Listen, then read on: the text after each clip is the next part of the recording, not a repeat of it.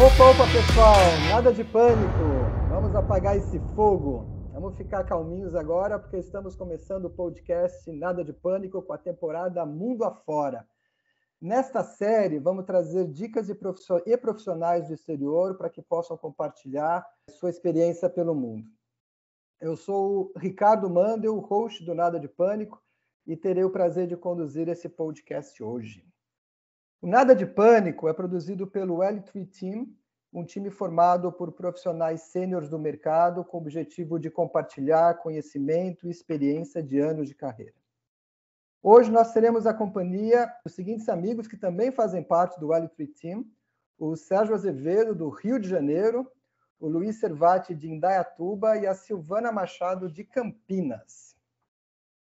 E nesse episódio, vamos ter o prazer de receber um casal. Vamos receber a Ana Paula Santana e o Cid Rudes, que moram no México há mais ou menos 5 anos. Se for um pouquinho diferente, vocês corrigem aí, tá? Por favor.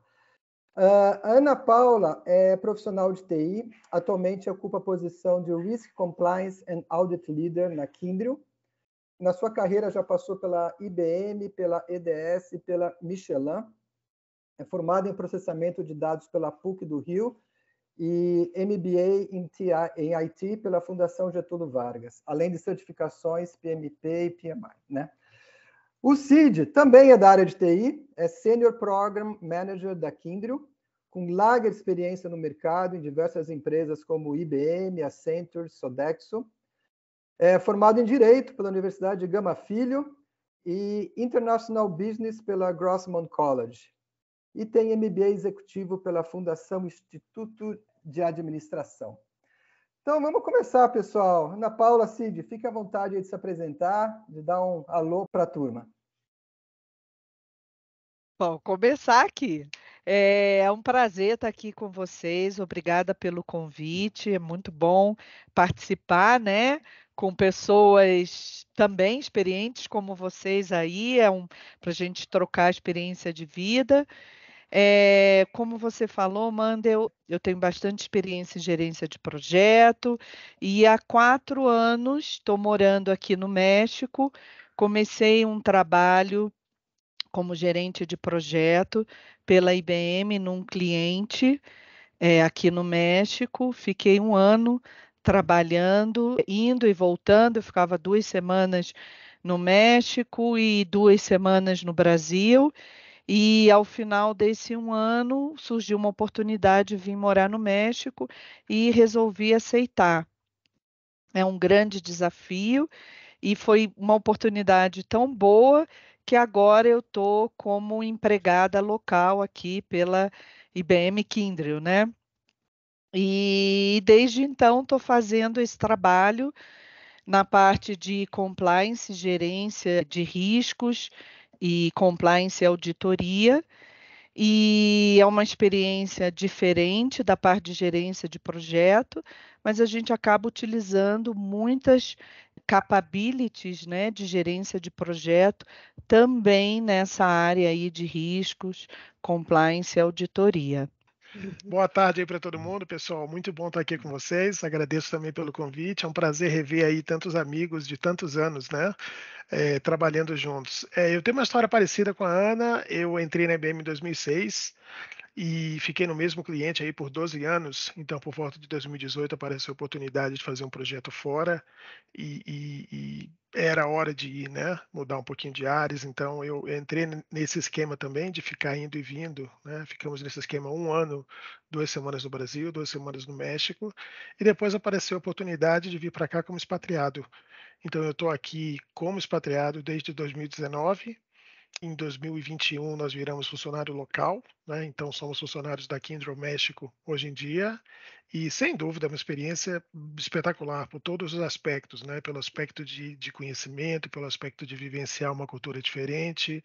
Eu vim com meus filhos, então, para mim também foi genial poder dar oportunidade a eles, né, de vivenciar um pouquinho da cultura, né, mexicana, né, uma cultura diferente da nossa, aprender uma língua diferente também. E muito legal também, né, conhecer pessoas novas, conhecer pessoas diferentes, né? O desafio que a Ana falou sempre tem, né? São muitos os desafios, mas foi uma escolha que eu não me arrependo de maneira nenhuma. Tem sido muito valioso morar aqui esses últimos anos. Entendi. Então, o que motivou vocês foi novos ares, novos clientes, novos projetos. Foi isso que fez vocês mudarem para o México? É fato? Eu acho, sim, e também eu acho que vivenciar uma nova cultura, né? Uhum. É muito interessante isso. Vivenciar de uma forma ampla, num sentido de comida, do dia a dia, do relacionamento, né? Com as pessoas, interpessoal. Então, eu acho que esse desafio é muito interessante, né? Eu também, como Cid, na verdade, eu vim sozinha, com os meus filhos também, então, com o objetivo de dar uma oportunidade de uma língua diferente, né? Eu acho que tudo isso, Sérgio. Eu acho que juntando aí também o lado financeiro, né? Vir para cá como expatriado financeiramente na época era muito interessante, né? E mudar de áreas um pouco, né? Eu fiquei no meu cliente por 12 anos e tipos de projetos diferentes, conhecer pessoas novas, uma cultura diferente. A Ana falou da comida, né? O México é um país apaixonante em vários aspectos, a cultura, a comida, os lugares, as praias, as pessoas. Então, curtir um pouquinho disso, né? Então, eu acho que juntou tudo, né? No meu caso, o timing foi perfeito, né? Eu realmente vinha buscando alguma coisa diferente, né? E juntou tudo. Então, foi uma experiência muito legal, vem sendo uma experiência muito legal. Mas te respondendo, Sérgio, sim, talvez a mudança de ares seja uma coisa que desculpa, contou muito, né? Eu acho que a gente precisa disso de vez em quando. Eu concordo, eu acho que a gente tem que ter umas chacoalhadinhas de vez em quando, né? Algumas coisas. Agora, eu queria tocar num ponto, Cid, você falou sobre a parte financeira. Isso é uma coisa que realmente interessa muitas pessoas saber. De maneira geral, como é que você analisa isso financeiramente? Bem mais vantajoso estar trabalhando no México em relação ao Brasil, fazendo o mesmo tipo de trabalho? Bom, existem dois aspectos, né? Nós viemos como expatriado. Como expatriado, a empresa tem a obrigação de cuidar de você. Então, do aspecto financeiro, fantástico, né? A empresa paga todas as suas despesas, casa, escola dos seus filhos, você tem um seguro médico top, global. Então, como expatriado, excepcional. Como eu acredito que seja um expatriado em qualquer empresa, em qualquer lugar do mundo, né? Você tem benefícios muito acima dos benefícios locais. Quando nós viramos expatriado, nós deixamos de ser expatriado e viramos empregados locais, nós perdemos esses benefícios extras, mas a nossa remuneração ainda é muito superior ao que seria no Brasil. E aí tem vários fatores, né? Nós viemos como recursos sênior, como uma mão de obra que não existia no México, né? Com as qualificações que os recursos locais não teriam. Então, naturalmente, a gente entrou numa faixa salarial muito mais alta que os recursos locais. Então, sim, como expatriado, nem se fala, é aquele sonho dourado de todo mundo, né? Mas o expatriado tem um prazo fixo. E como funcionário local, ainda assim a remuneração é muito mais alta que seria no Brasil. Mas se comparado com o custo de vida, né? Comparado com o custo de vida, aí salário versus custo de vida, aluguel, comida, educação. Hoje você pode-se dizer que você tem uma vida financeiramente muito mais folgada do que você tinha aqui no Brasil? Pergunta para os dois, tanto para a Ana quanto para o Cid. Ana, você quer começar respondendo essa? Eu completo. Não sei se folgada, Sérgio, mas eu acho que a gente tem um padrão, pelo menos eu aqui, tenho um padrão acima do que eu tinha no Brasil. Então, consigo dar uma educação para os meus filhos melhor do que eu dava no Brasil, né? Então, eu acho que em matéria de custo-benefício, sim, aqui para a gente é melhor em função disso que o Cid colocou, que a gente tem um salário acima, inclusive, do pessoal local, um salário acima da média da população aqui do México e também comparado com o do Brasil, com a mesma função. Só ia concluir que, falando em termos de custo de vida, eu acho que o custo de vida no México é um pouquinho inferior ao do Brasil. Então, a gente ganha mais e a gente tem um custo de vida um pouquinho inferior. Então, sim, o nosso dinheiro vai mais longe. O saldo é maior no final, o delta. Isso, exatamente. Sim. Então, você comentou até que foram primeiro como expatriados, então tem um programa de expatriados e a empresa cuidou de vocês. Quando vocês viraram locais, vocês continuaram com o mesmo esquema? Por exemplo, a Ana falou que era uma oportunidade de dar uma escola diferenciada para os seus filhos. Essa escola continuou sendo a mesma ou não? Vocês também assimilaram o padrão do mexicano de vida? Que, aliás, eu não sei se eles têm escola pública boa ou não, se tem escola, porque na Europa é muita escola pública, nos Estados Unidos também, né? E no Brasil a gente é muito na escola privada, né? Que ela é caríssima. Então, como é que é de vocês aí? Vocês conseguiram manter o mesmo padrão de expatriados ou mudaram o esquema?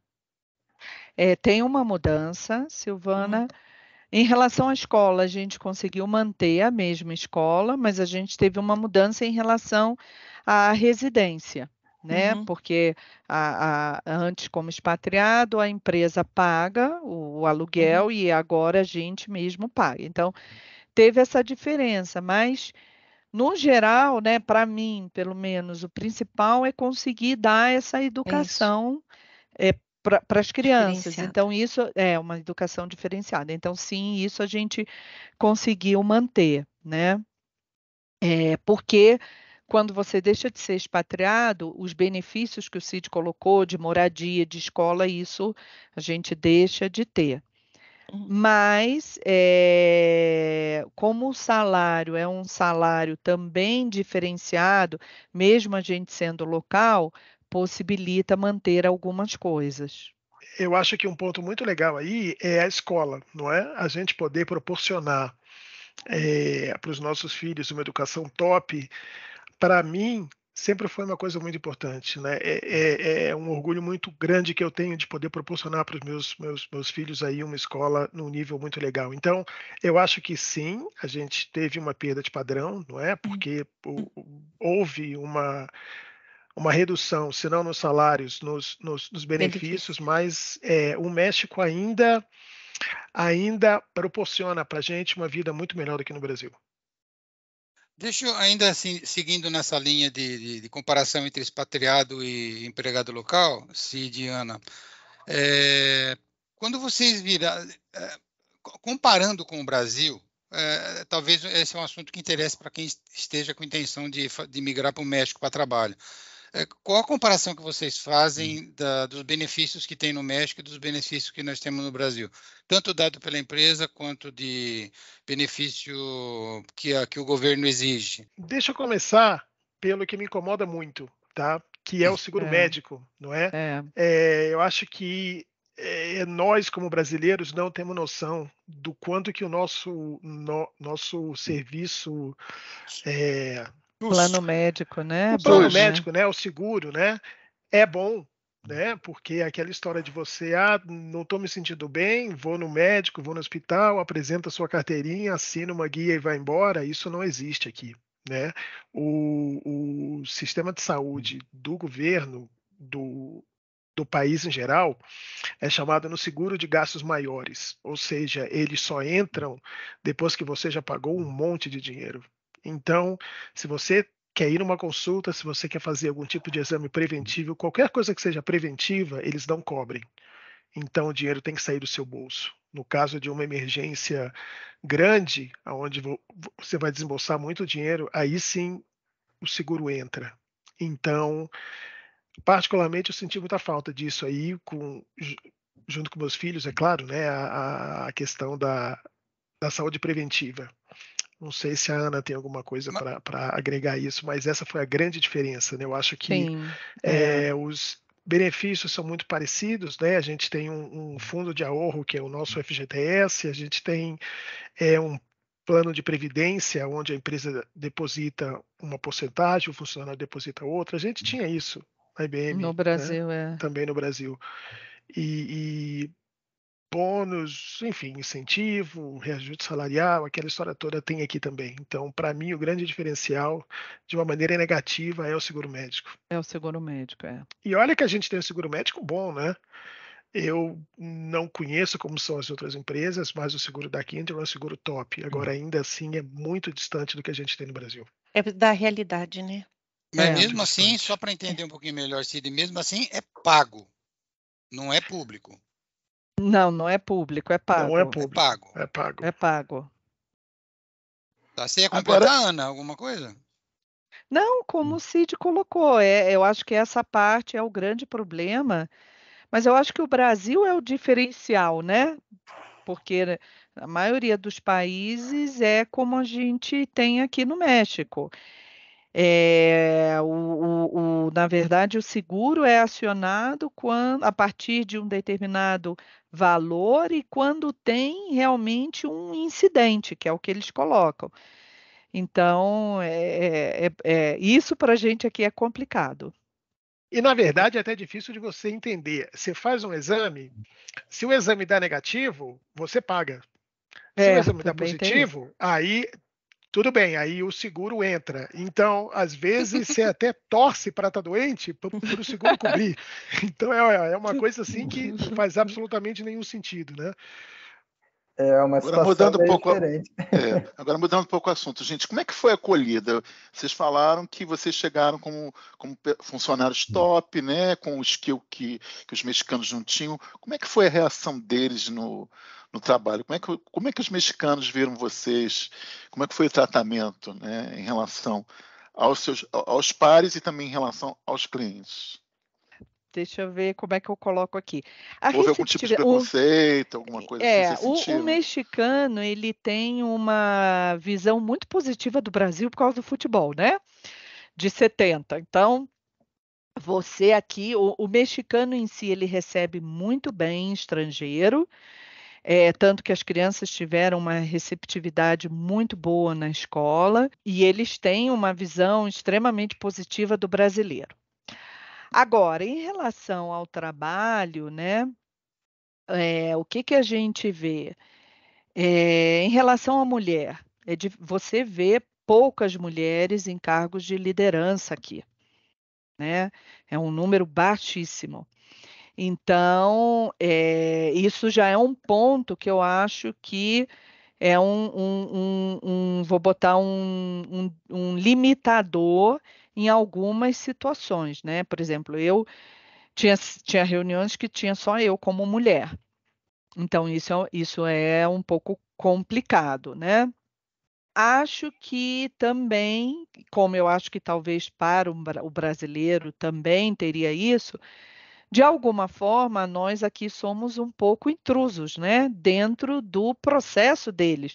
É alguém que está chegando, que teoricamente vem com uma expectativa de ter uma performance mais alta chegando para trabalhar junto com eles. Então, também eu acho que isso é um complicador dentro do processo de até de carreira também aqui, né? Então, eu acho que existem situações, né? Não sei o Cid, mas que eu vivenciei aqui, que eu acho que você tem que vir com uma cabeça aberta, né? Mas também o brasileiro tem um jogo de cintura bom, né? Então acho que a gente consegue lidar com estas coisas. Mas sim, existem preconceitos, em relação à mulher, em relação a ser estrangeiro. Eu acho que existe sim. Eu acho que o meu feeling aí nessa história é que na hora que a gente vem como expatriado, não existe nenhum preconceito. Existe aquela vinda com um período definido. Ah, ok. Essa pessoa tem um skill A, B ou C que é importante para o que a gente precisa fazer, ele vai ficar aqui, ele ou ela vai ficar aqui durante um período determinado, nos ajudou e volta para o país.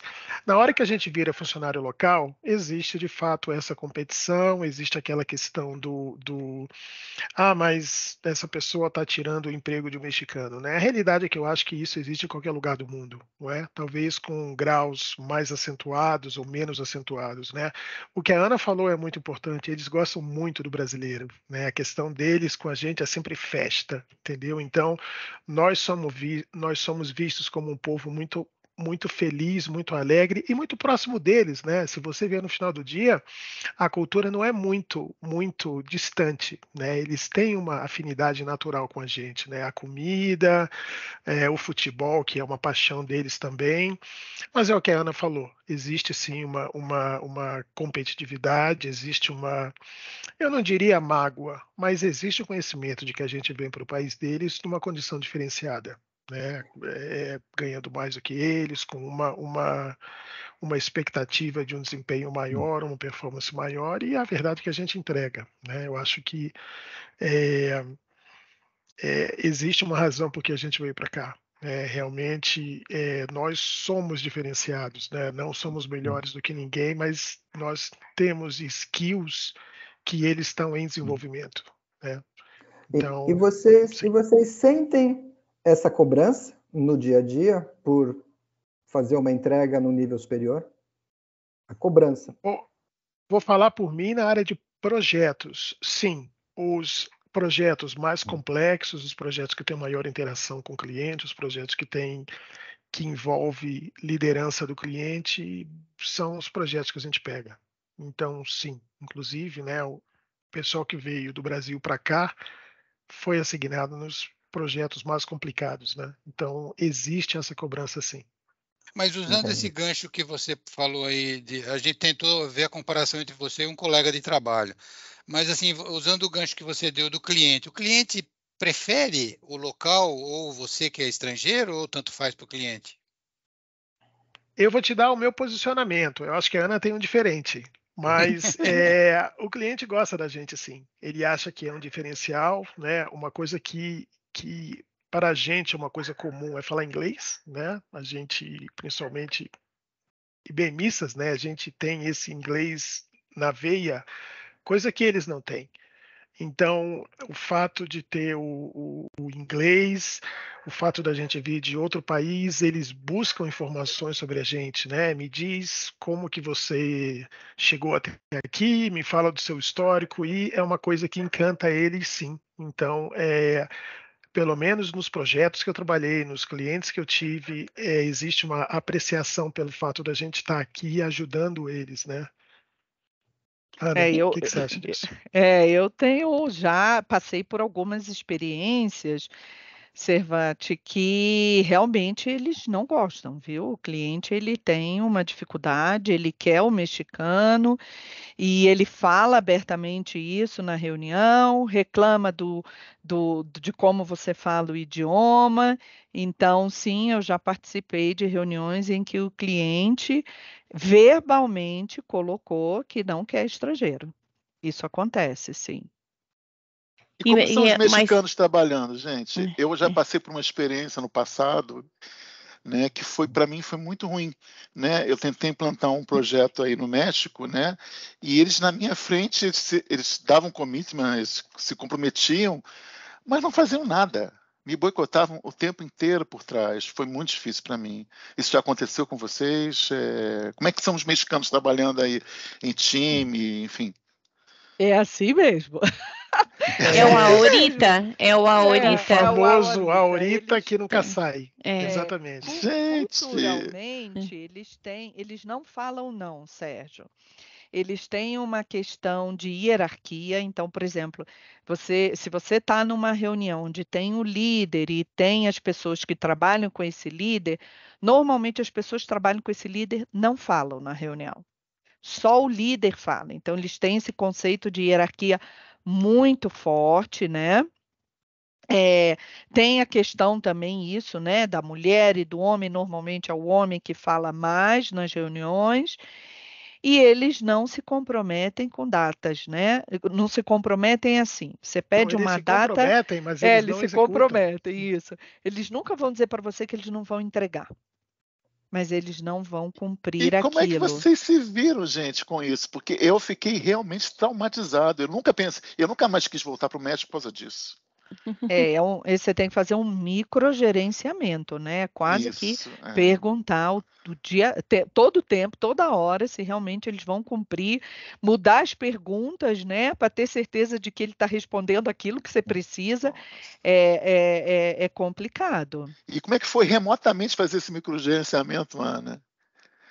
Porque Ai, é microgerenciamento até difícil. entendo que você estando na mesma sala, no mesmo escritório, né? Fisicamente é até mais fácil você ficar olhando, né?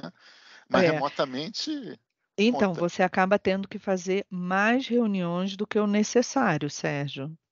Então, assim, muitas reuniões não são produtivas, tem isso também. Então, você tem uma perda de tempo e uma falta de objetividade em alguns momentos. Isso acontece. Falta de objetividade. Isso é muito interessante, né? Porque eu sinto que o mexicano, ele é muito mais próximo da gente do que, por exemplo, com o americano, né? O americano é straight down to the point, né? O mexicano, você entra numa reunião, os 10 primeiros minutos eles falam sobre a família, os 10 seguintes eles falam sobre o almoço que eles tiveram ou que eles vão comer daqui a pouco, e depois eles engancham o futebol. Você viu o Cruz Azul ontem, não sei o quê. Então, e você não pode dar um bypass nisso, é da cultura, né? É aí que você cria a sua relação, é aí que você cria os bondes, né? Com eles, com o seu chefe, com o cliente, enfim.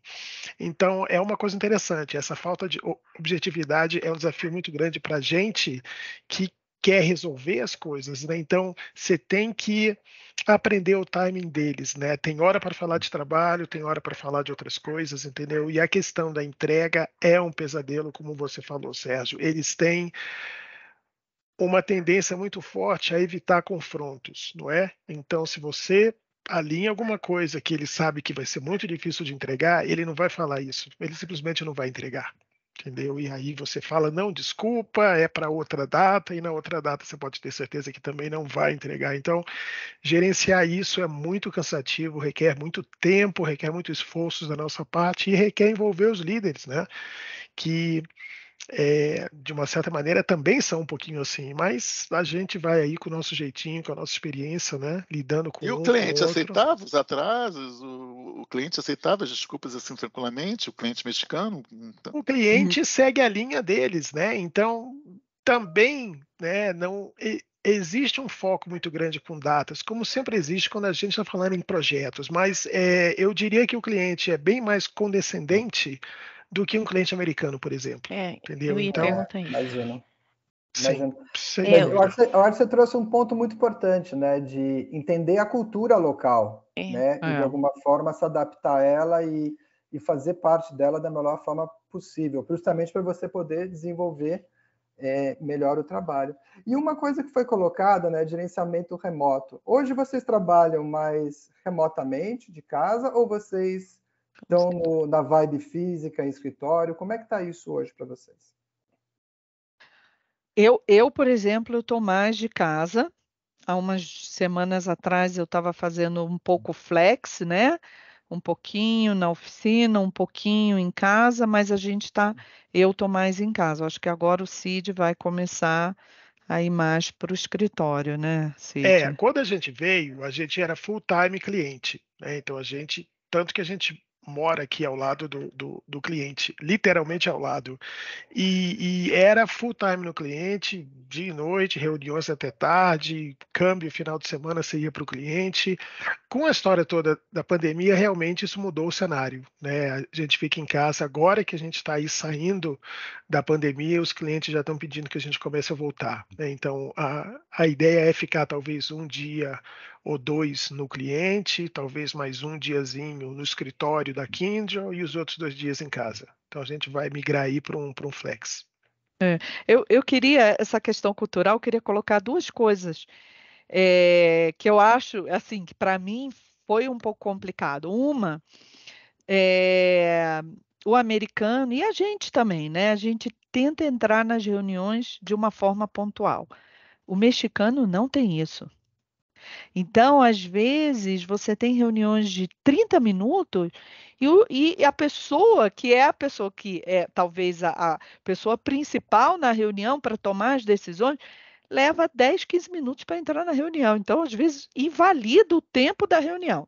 Então, e isso é uma questão cultural. Olha, eu não sei o Cid, mas eu não conheço uma pessoa aqui no México que eu tenha feito reunião que tenha entrado pontualmente. Então, essa questão da pontualidade é algo cultural, é deles, né?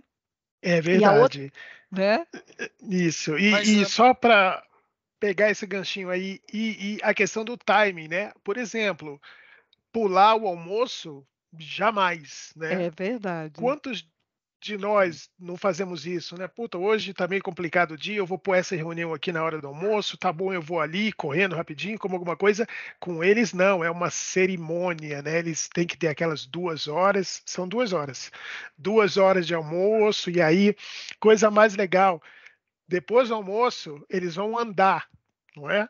Então, você vê um monte de gente andando em volta da empresa, no pátio, no jardim. Então, é um cerimonial deles. Então, tem o almoço, tem a andadinha depois do almoço. Então, você tem que respeitar que aquele tempo é sagrado deles. Então, tem a questão da reunião, mas o mais importante é isso, como a Ana falou, é a gente aprender a cultura, se encaixar na cultura deles e viver como mexicano, que é o que a gente tem que fazer no final do dia, né? E só complementar uma outra coisa, né, sobre essa questão de trabalhar remoto, né? Eles também, culturalmente, eles precisam ver a pessoa ali fisicamente, né? A maioria dos clientes aqui gostam de que a pessoa trabalhe fisicamente no local. Deu uma melhorada, eu acho que com a pandemia, mas eles têm isso muito forte também, é cultural isso. E deixa eu perguntar, quando, por exemplo, eu tive um cliente que eu trabalhava no México, com o México, não daqui, o que eu fazia, eu marcava reunião antes, tipo um buffer. Então, se eu precisava do cara às 9 da manhã, eu marcava a reunião para a gente começar às 8h30, que é para ele entrar 10 para as 9, coisa assim, fazer o social que o Cid falou, né? Contar do time, contar não sei o quê, para começar a reunião. Vocês precisam fazer isso? Como é que vocês tratam, né? Para conseguir o resultado na reunião. Vai dar um trabalho a mais para a gente. Eu trabalhava aqui com o pessoal, eu passava nas mesas. Vamos para a reunião. Para chegar. Porque a gente também já teve essa cultura do atraso. Vocês concordam? Há muito tempo atrás, a gente também não era tão pontual assim. Mas é uma maneira... Vocês precisam botar replanejar para ter um buffer ali para isso? Olha, eu nunca usei essa estratégia, achei ótima, Silvana, gostei da ideia. É verdade. Mas assim, por exemplo, o que eu fazia normalmente, né, assim, as pessoas chaves da reunião eu tenho no WhatsApp, então você começa a ligar para a pessoa, olha, e aí, você vai entrar na reunião, você ajuda a gente, é mais ou menos isso. Eu queria tocar num outro assunto, agora saindo um pouquinho do trabalho, né?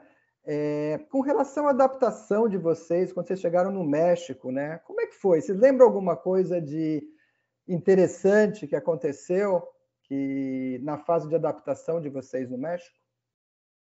Eu acho que uma das coisas que a gente mais curte e que a gente tem que se adaptar é a comida, né? Nós não estamos acostumados com o tipo de alimentação deles, não é? Então a gente tem que tomar muito cuidado. Existe uma lenda aí a tal da maldição de Montezuma, né? Que todo estrangeiro que chega aqui tem que passar pela maldição de Montezuma. Eu passei pela minha. Eu me lembro uma vez que eu fui com a Ana num restaurante, uns amigos, eu comi um tal de mole negro. Uau! Chegamos na maldição de Montezuma. Aonde vamos parar? Pessoal, o que será que é esse tal de mole negro, hein? O papo com a Ana Paula e com o Cid está ótimo e vamos descobrir o que é o mole negro no próximo episódio do nosso podcast, que será publicado na próxima semana. Se você está curtindo o nosso podcast, peço que não esqueçam de clicar e seguir na sua plataforma de podcast preferida e, claro, compartilhar com seus amigos. Contamos com seu apoio e feedback, é muito importante para nós. Sigam também nossa página do LinkedIn, L3 Forum Lifelong Learning, além do nosso Instagram, L3 Team Brasil. Aguardo a todos na próxima semana com mais situações de brasileiros mundo afora. Nesse caso, com a continuação de En México. Adiós, amigos!